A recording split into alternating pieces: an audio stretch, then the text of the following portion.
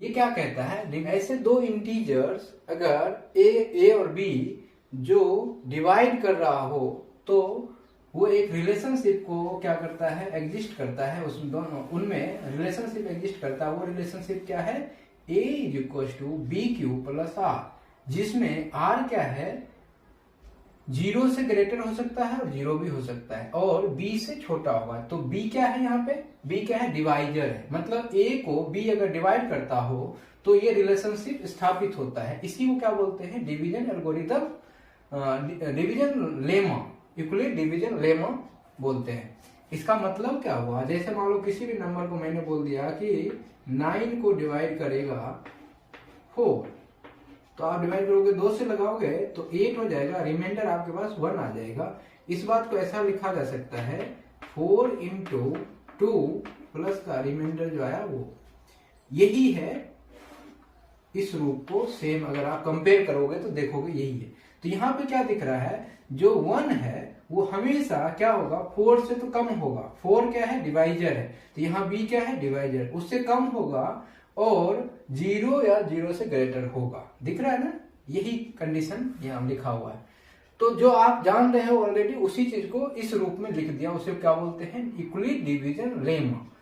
Euclid नाम के scientist ने दिया था इसलिए ऐसा नाम है। अब यूक्लिड डिवीजन एल्गोरिथम के बारे में समझिए क्या होता है। यूक्लिड डिवीजन एल्गोरिथम का यूज करके हम एचसीएफ निकालते हैं और उसमें इन्हीं का यूज करते हैं, यूक्लिड डिवीजन लेमा का ही यूज करते हैं, अलग अलग, है ना, बारी बारी से बार बार। जैसे मान लो आपसे एचसीएफ निकालने को बोल दिया कि एक नंबर मान लो कि 12 है और दूसरा नंबर हमने ले लिया 9, इनका एचसीएफ निकालना है। तो किस तरीके, यही लगाओ, 12 बराबर क्या लिखोगे, 9 इंटू 1 प्लस का क्या 3, फिर आप क्या लिखोगे 9 और 3 को, एक स्टेप ये हो गया।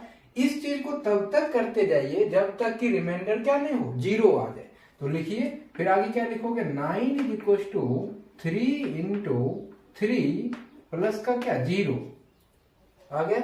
इसका मतलब जब 0 रिमाइंडर r बराबर 0 आ जाए तब ये जो b होता है ना, वो क्या बताता है, एचसीएफ, हाईएस्ट कॉमन फैक्टर। ये एक तरीका है, बाकी और भी मेथड आपको आता है, ये वो अलग चीजें हैं। तो ये दो क्लियर आपको टॉपिक। फिर इस चैप्टर के अंदर एक चीज और है, फंडामेंटल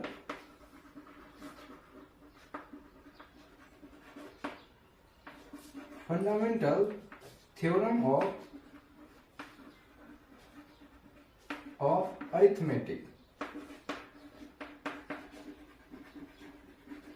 बहुत इंपॉर्टेंट है। ये क्या कहता है, फंडामेंटल थ्योरम ऑफ अरिथमेटिक ये कहता है कि अगर दो कंपोजिट नंबर है या फिर एक कंपोजिट नंबर है तो उसका जो प्राइम फैक्टराइजेशन होगा वो क्या होगा, यूनिक होगा। If you right the factor of any composite number it will be unique. जैसे आप मान लो 12 का लिखना चाहते हो तो 12 का फैक्टर फिक्स है कि यही होगा, 2 इंटू 2 इंटू 3। इसके भले ऑर्डर चेंज कर दो, ये 2 को इधर लिख दो, 3 को इधर लिख दो, वो भी लिख सकते हो, लेकिन ये नंबर यही रहेंगे। इसी को क्या बोलते हैं, arithmetic, fundamental theorem of arithmetic. बहुत इजी है लेकिन कोई जानता नहीं, तो है ना, बहुत इजी वे में मैंने बताया। और भी नंबर के बारे में आप बता सकते हो। उसी तरीके से पहला चैप्टर में और जो थ्योरेटिकल पार्ट में है वो क्या है, एक फॉर्मूला है कि HCF into LCM is equal to product of 2 number.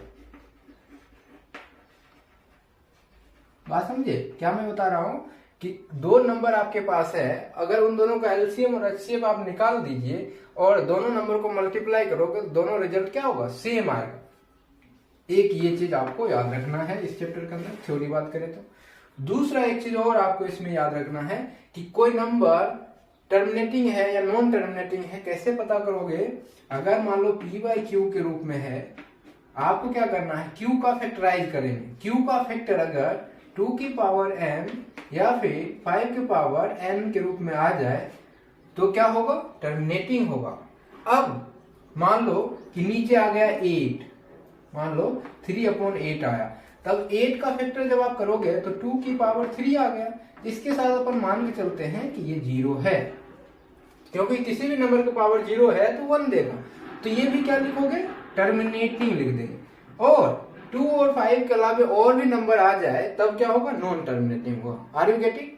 बहुत सिंपल।